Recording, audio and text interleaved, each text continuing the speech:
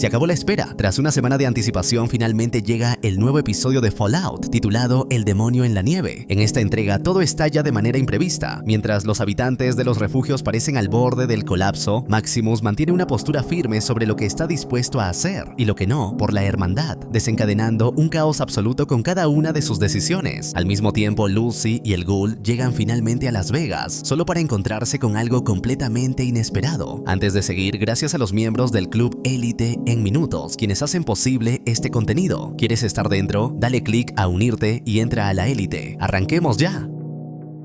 El episodio inicia con un flashback ambientado años antes de la caída de las bombas, que nos devuelve a Cooper Howard en su etapa como militar destinado en el frente de Alaska. Allí lo encontramos atrapado dentro de una servoarmadura defectuosa, enfrentándose a una amenaza tan aterradora como abrumadora. Una manada de Deathclaws resultan espeluznantes incluso a la distancia, y aun contando con servoarmadura, la opción más sensata parece ser la huida. Sin embargo, la armadura se niega a responder tanto para Cooper como para Charles Whiteknife. A pesar de ello, reciben la orden de continuar avanzando en busca de un tercer asaltante. Charles le pregunta a Cooper qué instrucciones les han dado, y este le responde que le han ordenado regresar, pues en ese estado la armadura resulta inútil. Charles entonces pregunta qué ocurrirá con él, a lo que Cooper contesta que lo alcanzará más tarde y le insiste en que se retire. Finalmente, Charles obedece y se marcha. Entre los restos envueltos en llamas, Cooper escucha un sonido que parece provenir de un monstruo, justo antes de que un trío de soldados abra fuego contra la amenaza. Su traje, aún fuera de control, lo arroja violentamente al suelo mientras los soldados se burlan de su servoarmadura defectuosa. ¿Pero dónde te han metido?, se mofan, añadiendo que los generales no tardarán en obligarlos a usar una de esas armaduras, alegando la necesidad de modernizarse. Y cuando nuestros superiores nos den la orden, les diremos exactamente lo mismo que a este imbécil. Vamos al lío, concluyen con desprecio.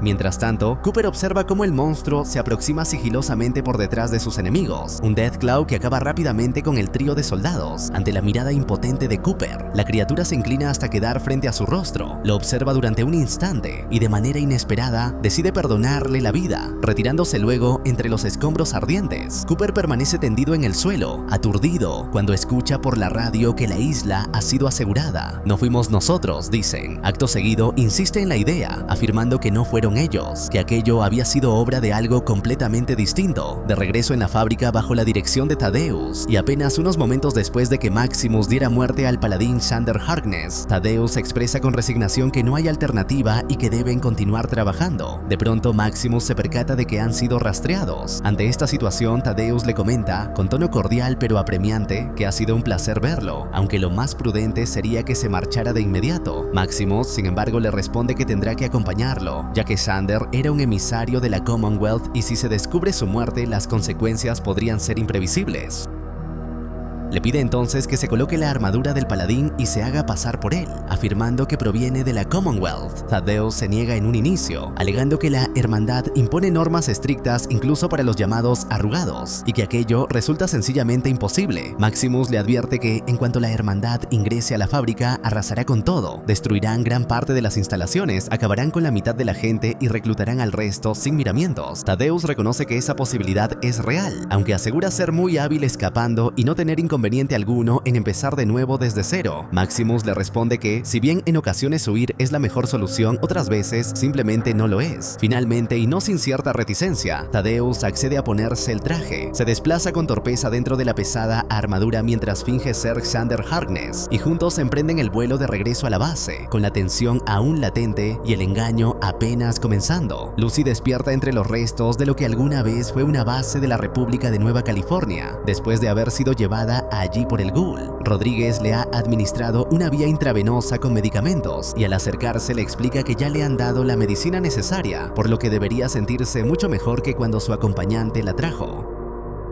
Al decirlo, señala al Ghoul, aunque aclara con ironía que no sabe si amigo sea la palabra más adecuada. Biff también se encuentra presente. Lucy les pregunta quiénes son y Rodríguez le responde que pertenecen a la República de Nueva California. Entonces ella pregunta si son los únicos que quedan. Biff le asegura que no, que existen muchos más, aunque ya no se encuentran allí. Le pregunta si ha estado alguna vez en Shady Sands y le explica que ellos provienen de ese lugar. Rodríguez añade que algún imbécil vio allí los primeros signos de civilización en el yermo en más de 100 años. años y decidió arrasarlo sin contemplaciones. El ghoul interviene comentando que el pasado quedó atrás. ¿No es así? Mientras mira a Lucy en busca de una respuesta, ella se limita a decir que es hora de ponerse en marcha y les agradece su ayuda. Les confiesa que durante sus viajes ha conocido a muchas personas y que, siendo honesta, casi todas han sido horribles, por lo que este encuentro ha supuesto un cambio de aire bienvenido. Biff le agradece el comentario y Rodríguez aprovecha para decirle que si algún día desea cambiar de acompañante, la RNC siempre está en busca de nuevos reclutas. Lucy le agradece la oferta y reconoce que lo consideraría, pero explica que está buscando a alguien en particular. Rodríguez le pregunta si se trata de alguien a quien ama o a quien odia. El ghoul observa con evidente interés la respuesta de Lucy, quien finalmente explica que se trata de alguien que ha causado mucho daño. Rodríguez entonces le pregunta qué piensa hacer si lo encuentra, y Lucy responde con firmeza que lo entregará ante la justicia. Rodríguez asiente y afirma que esa siempre fue la misión de la República de Nueva California, llevar la justicia al yermo, y que estuvieron muy cerca de lograrlo. Lucy no lo pone en duda. Antes de despedirse, Rodríguez le advierte que no podrán llevarse todo al marcharse, por lo que le ofrece algo de armamento. Tras aceptar, Lucy y el ghoul se alejan del lugar. En el camino, Lucy comenta que todos fueron muy amables. El ghoul le pregunta si cree que habrían mostrado la misma hospitalidad de haber sabido lo que hizo su padre. Lucy responde que no tenía intención de unirse a ellos si eso es lo que le preocupa, ya que allí solo habría encontrado más de lo mismo. Todo indica que Lucy empieza a comprender las ventajas de avanzar sola o con un grupo reducido, en lugar de depender de una organización más grande.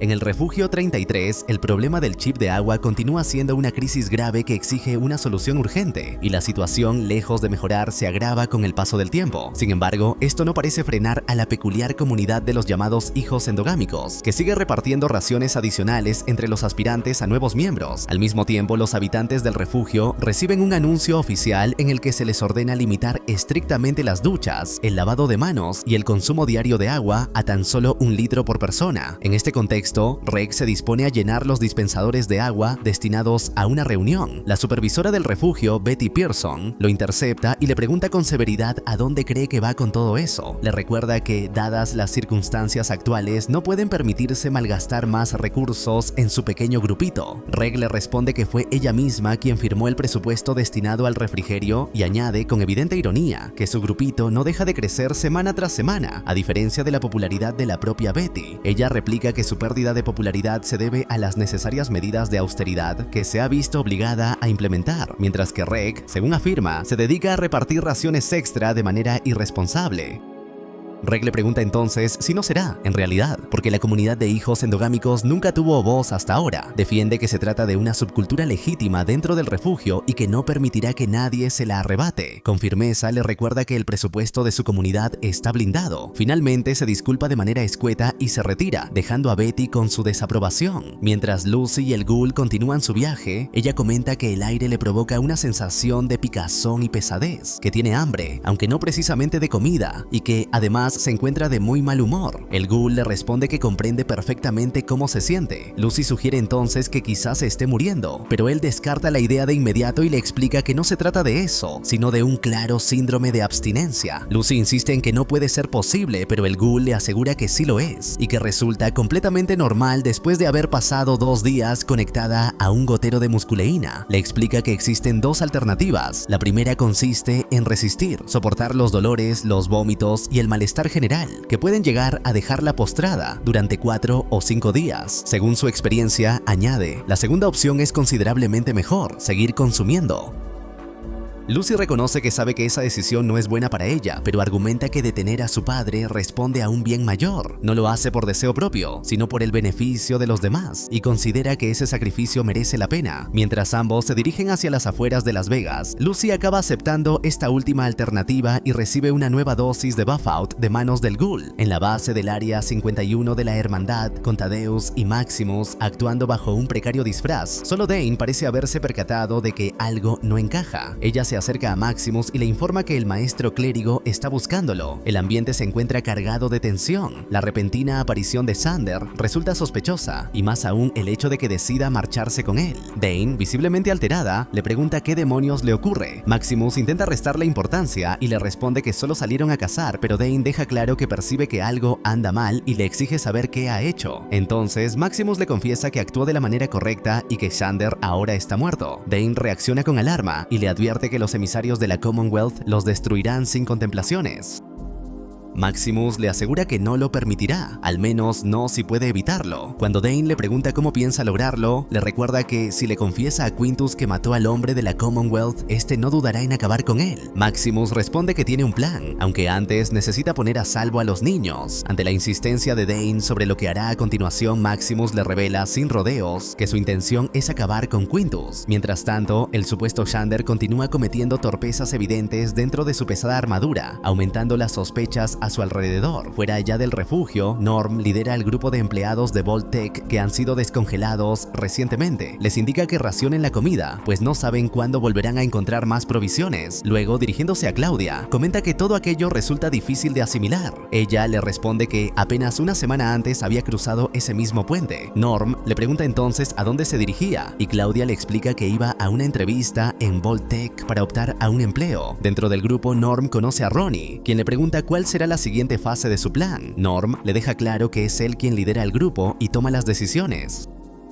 Ronnie asiente y aclara que solo quería presentarse, ya que fue el asistente personal de Bud y el encargado de tomar los pedidos del almuerzo cuando Bud se reunía con inversionistas para hablar de ventas y futuros proyectos empresariales, incluidos los planes originales de los refugios 32 y 33. Intrigado, Norm le pregunta qué sabe al respecto. Ronnie responde que, como ya mencionó, su función se limitaba a los pedidos de comida, aunque asegura que la fase 2 era crucial para el experimento. Sin saber muy bien cómo proceder y consciente de que en gran medida está improvisando para mantener al grupo unido y escapar, Norm finalmente le pide a Ronnie que lidere el camino. En el refugio 32, Woody todavía intenta orientarse y adaptarse al nuevo entorno. Tras tomar un giro equivocado por los pasillos, Woody y Davey comentan su confusión. Woody le confiesa que realmente está haciendo un esfuerzo por acostumbrarse, a lo que Davey responde que a todos les ocurre lo mismo. Como ejemplo, le cuenta que el día anterior entró por error al baño de mujeres. No había nadie dentro, pero de haber sido así, asegura que habría sido un auténtico desastre.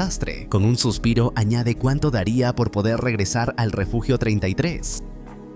Mientras tanto, Betty y Stephanie mantienen una reunión crucial para tratar la situación de los refugios. Betty revela que las cápsulas criogénicas están vacías, que no hay rastro alguno de Norman y que encontró a Bud Askins con la cabeza sumergida en un balde. Stephanie concluye que el refugio 31 ha sido abandonado y señala que ahora solo quedan ellas dos. Betty asiente y comenta que se enfrentan a un mundo completamente nuevo, por lo que deberán aprender a trabajar juntas. La conversación se centra entonces en la crisis de agua que se agrava en el refugio 33.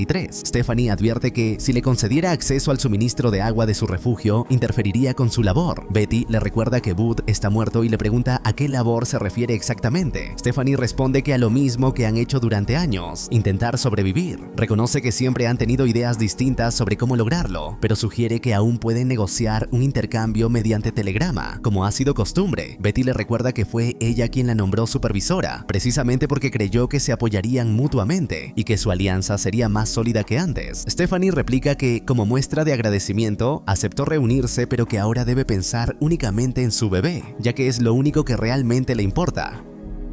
Betty responde que despertó hace 40 años y que desde entonces ha aprendido mucho, sabe distinguir qué es importante y qué no, y tiene claro que la empresa para la que trabajaban no vendrá a rescatarlas. La comunidad que han construido y la forma en que se comportan dentro de ella es, en última instancia, todo lo que les queda. Stephanie entonces menciona la existencia de una caja con recuerdos de antes de la guerra que Hank llevó al refugio 31. Explica que está cerrada, pero que si Betty se la trae, considerará la posibilidad de compartir parte del agua. Betty le pregunta qué contiene la caja y Stephanie responde que se trata de algo muy personal. Mientras la conversación continúa, Woody alcanza a escuchar a Stephanie afirmar que el experimento ha terminado y que ahora deben tomar sus propias decisiones, incluso si eso significa que el refugio 33 termine por desmoronarse. En Las Vegas, el Ghoul percibe de inmediato que algo no anda bien al observar una gran cantidad de robots destruidos y necrófagos ataviados como Elvis. Ante esa inquietante escena, sugiere desviarse durante mediodía y tomar la ruta más segura a través de Freeside, donde además podrían abastecerse de provisiones.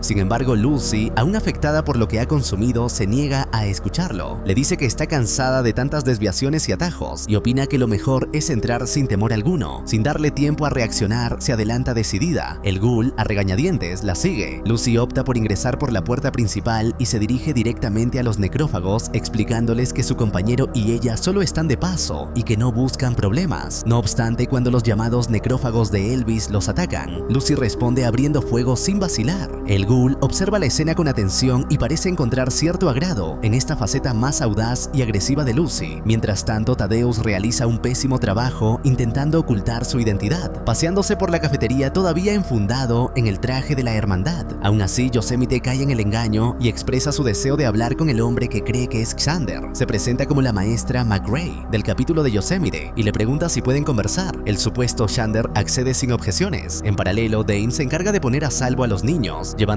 a un escondite y ordenándoles que no salgan hasta que cesen los disparos. Acto seguido, se dirige al lugar donde se almacena la fusión fría.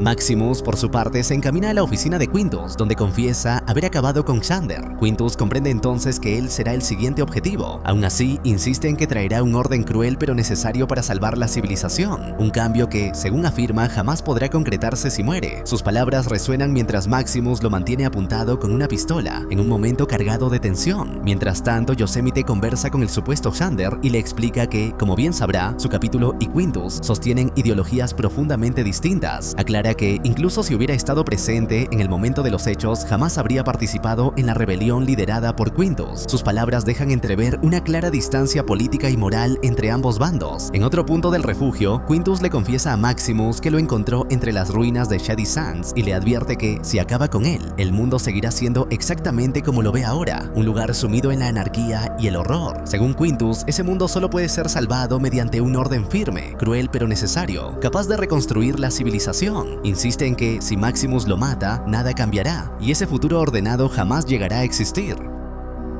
Por su parte, el supuesto Xander comienza a sufrir un ataque de pánico mientras Yosemite y Coronado intentan hablar con él. Yosemite está a punto de retirarle el visor del casco para confirmar su identidad, pero Thaddeus se resiste con fuerza y no se lo permite. Al mismo tiempo, Maximus continúa apuntando su arma hacia Quintus, quien lo desafía preguntándole qué clase de mundo construiría si llegara a convertirse en líder y qué haría cuando su gente empezara a morir de hambre. Maximus responde con franqueza que no desea ser líder, que no tiene un plan, ni había previsto nada de aquello. Explica que, a diferencia de Quintus, él no planea el futuro. En el mundo exterior no siempre se puede elegir. Las cosas simplemente suceden y uno se ve obligado a reaccionar. Quintus le exige entonces que explique qué fue lo que realmente ocurrió. Maximus confiesa que mató a Xander porque este pretendía acabar con unos niños, que además eran ghouls, y que no podía permitirlo bajo ninguna circunstancia. Quintus reacciona con furia y afirma que esas criaturas son abominaciones que deben ser exterminadas, recordándole que esa es la primera regla de la hermandad. Incluso se culpa a sí mismo por haberle mostrado misericordia en el pasado.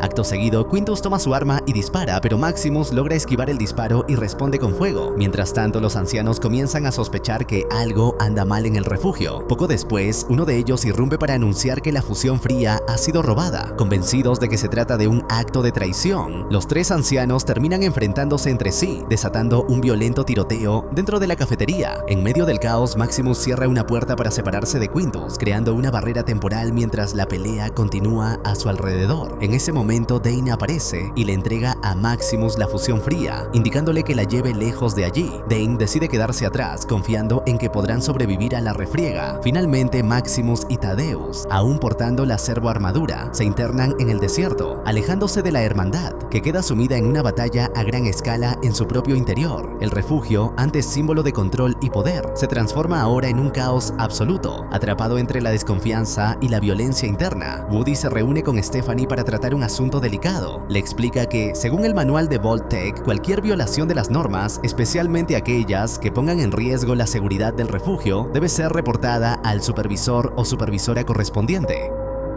Stephanie, intrigada, le pregunta si alguien ha cometido una infracción. Woody le responde con calma que la infracción la cometió ella misma. Había sido observada en el espacio que conecta los refugios, un área que, según el manual, solo puede utilizarse para los intercambios trienales. Stephanie escucha con serenidad y agradece a Woody por informarle sobre la situación, asegurándole que llevará el asunto a la atención de la supervisora, es decir, ella misma. La conversación mantiene un tono formal pero respetuoso, reflejando la autoridad de Stephanie y la responsabilidad de Woody. Mientras Woody y Stephanie conversan, Chet, que se encuentra en la habitación del bebé, encuentra una billetera escondida en la cómoda. Al abrirla, descubre la identificación de Stephanie, la cual indica que es canadiense, un detalle que añade una capa más de misterio sobre su pasado. Cuando Woody se prepara para marcharse, Chet le comenta que espera que se esté adaptando a los cambios recientes. Antes de salir, Woody menciona los experimentos que Stephanie había aludido anteriormente, a lo que ella responde con un aire enigmático que se trata solo de cosas de la supervisora, dejando entrever que ciertos secretos del refugio permanecerán bajo su control.